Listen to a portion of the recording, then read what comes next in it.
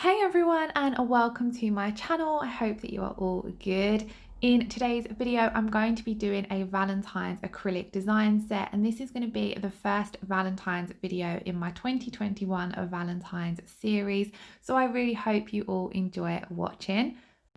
I'm working on my Glamerliz practice hand, and to start off with, we're going to be using CJP Amor. This is a gorgeous soft baby pink colour, and it's really easy to work with.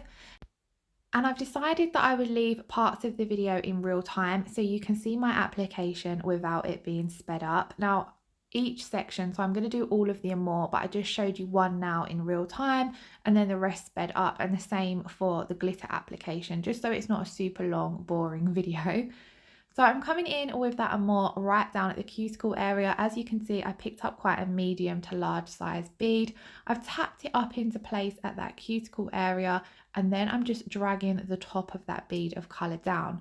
Because we're going to be doing a glitter fade from the tip back, I want to make sure that my cuticle area is nice and opaque with this colour, but I don't have to worry about it being opaque down at the tip area. I'm also leaving the bulk of that product in the back third to build up my apex area, because usually when I'm doing a glitter fade, I'll just cap the glitter and fade section. I personally just find this a little bit easier. So I want this nail bed area to be fully opaque. So I'm coming in with another small bead of Amor. I'm tapping it back so it blends into that previous bead of colour that we've applied. And then I'm just pulling the top of that bead again down the nail, leaving the bulk of the product where I applied it. I'm using nice light feathery strokes with my brush so that I don't pull too much of that acrylic around. And then I'm just going down the side walls and free edge of the nail just to make sure that that acrylic is nice and neat. The neater you apply your acrylic, the less filing you're going to have. And then I'm going to leave that nail and do exactly the same on the remaining 3 fingers. So this is where I've sped the video up because I'm doing exactly the same as before. So a medium to large bead down at the cuticle area, tapping it up into that cuticle, getting it as close as I can without touching the cuticle area, and then just dragging the top of that bead down the nail. Now, whenever I'm working in that cuticle or back third zone of the nail, I always leave the finger tilting downwards. This helps the product flow down the nail, which is the way I want it to go. So just work with gravity and you'll find it so much easier, especially when you're working in the cuticle area, because it stops the product running back and flooding the cuticles. And like I said, I find Amor from CJP really easy to work with because it's not full on opaque, if that makes sense. It has got a little bit of transparency to it, which makes it really blendable. So when you're coming in with a second or third bead, they all blend in really nicely with each other. It's also a lovely colour for doing things like baby boomers or ombres, again, because it's not full on opaque and it has a little bit of transparency to it. It blends over everything so nicely. On this now, you would have seen when I placed down my first bead of acrylic, there was something stuck in it. So I had to just dig in there. It was just a little piece of fluff. So I had to dig in there and get that out, and it messed up the application a little bit. So I come in with another bead at that cuticle area to fix that up. But I'm always blending my next bead into the previous bead, and this just helps stop it shadowing or looking uneven once you have finished.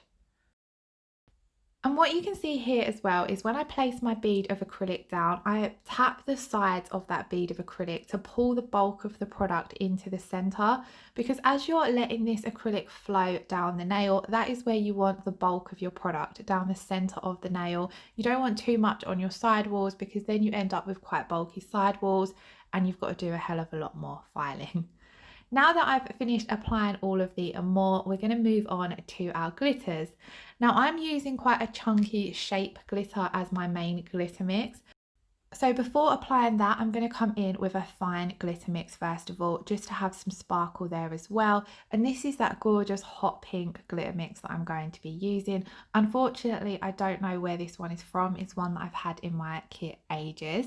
But then on top of that, I'm going to be coming in with A&A Glitters Hearts and Crosses mix, and as you can see, it's a super chunky shape mix. There are also some smaller heart pieces in there as well though. To begin applying the glitter, I've picked up a small wet bead of my CJP crystal glass, and then I've dipped into that raw glitter mix. I'm then placing that down on the nail, and again, using quite light feathery touches, I'm maneuvering that into place. So I want it to fade back, and I also want it to come down the tip, but I've just come in with quite a thin layer to begin with.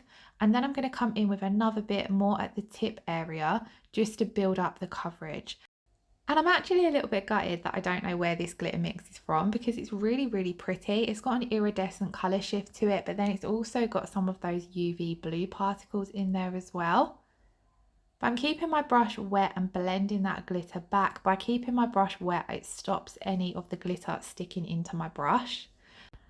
Now I'm going to come in with my chunkier glitter shapes, and I'm not adding any additional acrylic at this stage with these. I'm just picking these up with my wet brush and sitting them down on top of that tacky acrylic and glitter mix. I'm only trying to pick up one or two at a time, because I don't want to add too many and then I've got to maneuver them all around and they start setting in place. So just take your time, pick out the sizes that you want to use, and using the wet brush, move them around into place. If I feel as though they're sticking to my brush a bit too much, I'll come in with just a little bit more monomer on my brush, because then they're a lot easier to pick up. Now, because these are quite chunky, you want to try and get the larger ones down the center of the nail, where there's going to be the most thickness when it comes to encapsulating, and maybe move the smaller ones out towards the side walls. I didn't take too many of these out towards my side walls because I knew I would end up filing into them. And I did actually do that, I think, on one or two nails anyway. But it's always better to try and keep the chunkier pieces down the center of the nail. And it's also really important to get these lying as flat as possible. It can be a little bit hard because they're flat and the nail has got a curve to it. So it can be a little tricky, but you're going to save yourself filing into them if you get them lying nice and flat. If you feel as though any of the pieces are moving around or not sitting where you want them to sit, or staying, sorry, where you want them to stay, you can come in with a small bead of clear acrylic just to hold them in place. So I just did that to hold those larger ones, so that I can then come in and add on some smaller ones just to fill in the gaps a little bit. So you can see here I'm taking those smaller hearts and placing them more around the side walls. And then that is the glitters applied. So I'm going to do exactly the same once again, but I have sped this up, and I've only left in applying the glitters on these two nails because it's all the same on all of the nails, and I didn't want the video to be super repetitive, but I also didn't want it to be too long, because today I decided I would leave some of the filing in.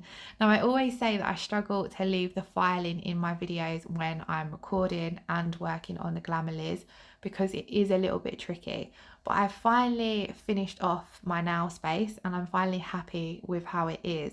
And I have my camera and my lighting set up a little bit differently, and it made it a little bit easier to record. I do still find it a little bit tricky recording filing on the Glamerliz, because a lot of the time on my Glamerliz I will take the tips out to file them. I don't really see the point in showing you guys that if I'm doing it on video, but I do just struggle filing with the tips in, because I'm really worried that I'm going to catch the silicone. I have already caught it in a few places, but I've had it a long time, so I suppose that is expected. But yeah, further along in the video I have left some filing in for you all to watch, and when it comes to doing my own nails next and I record them, I will leave more filing in for them as well, because I know it always gets requested. So that was all of the glitters applied. I'm then going to come in with my CJP crystal glass and encapsulate them. So what I like to do is run my wet brush over the nail first of all, especially when working with chunkier glitters. This will just help the clear acrylic get all around them without any patchiness or any bubbles. Then I'm coming in with a medium to large bead and placing it down at that blend area. I don't need to build up my structure in that cuticle area because I've already done it with my Amor. So I'm just using this bead to mainly encapsulate the glitter and build up the tip area a little bit more. But I've placed that down, I'm patting it from side to side, and then I'm dragging the acrylic at the side walls down the nail because I don't want those to be too bulky. And then I'm just patting and smoothing that acrylic out and gently walking it down the nail. As you can see, I've still left quite a lot of monomer in my brush, so I'm able to move that acrylic around easily. And I'm just tilting the finger down so that the acrylic flows down the nail. Now I'm going to come in with a second bead because that bead didn't go all the way down to the tip of the nail. So I pick up my second bead of acrylic and placing it down just before where the previous bead ran out. And then I'm blending it back into that previous bead of acrylic, just because then again, you're not going to have any shadowing or patchiness in your application. Once again, I pull the sidewalls in and drag them down the nail. And then I'm just patting and walking that clear acrylic down, making sure it's getting around those chunkier pieces, and always touching up and cleaning up my sidewalls.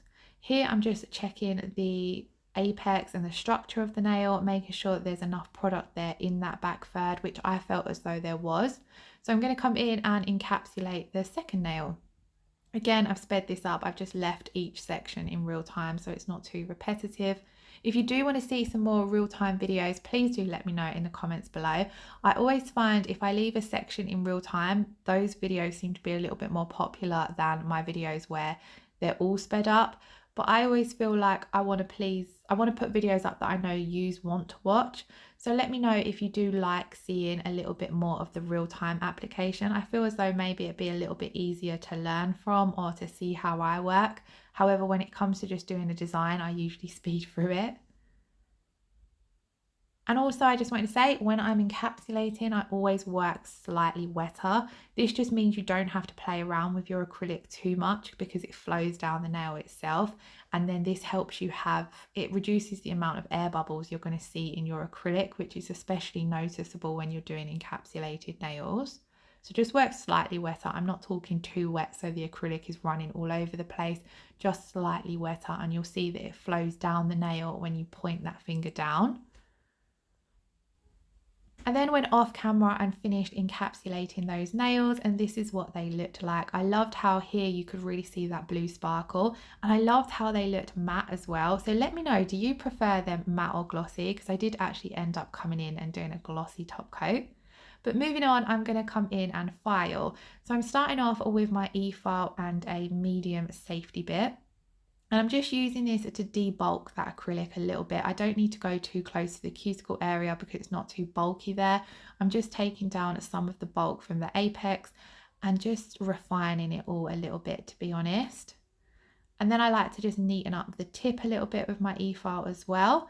Then I'm going to switch to my hand file, and I like to begin by shaping the free edge. So I'm coming down those side walls. I already went across the free edge, sorry, and then I'm coming down the side walls.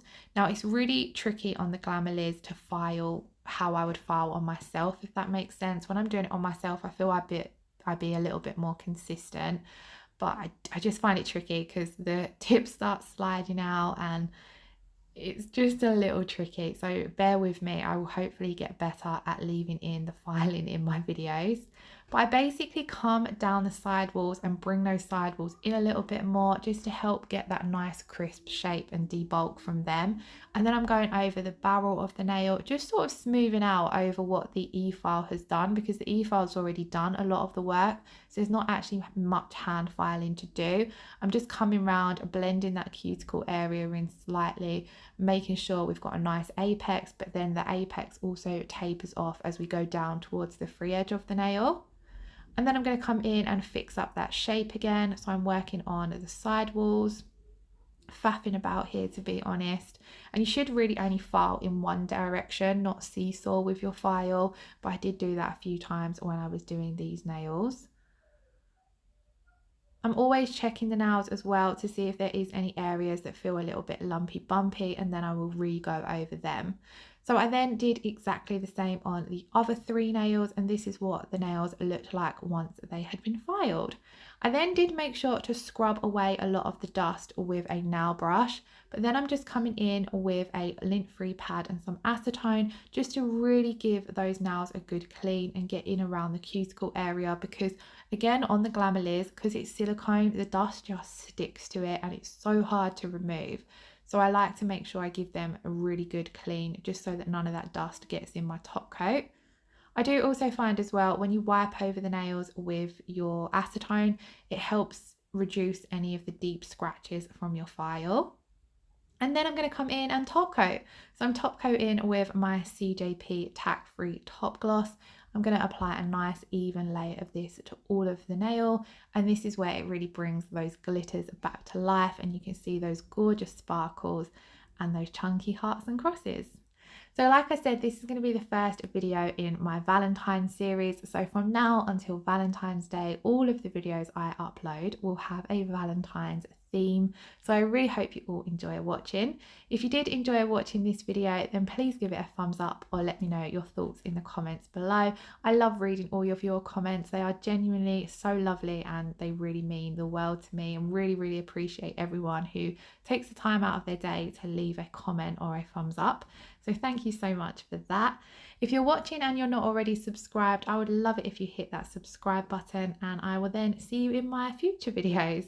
Once again, thank you all so much for watching. I have left a couple of clips at the end and a photo of what the finished set looked like, and I shall see you all real soon in the next video.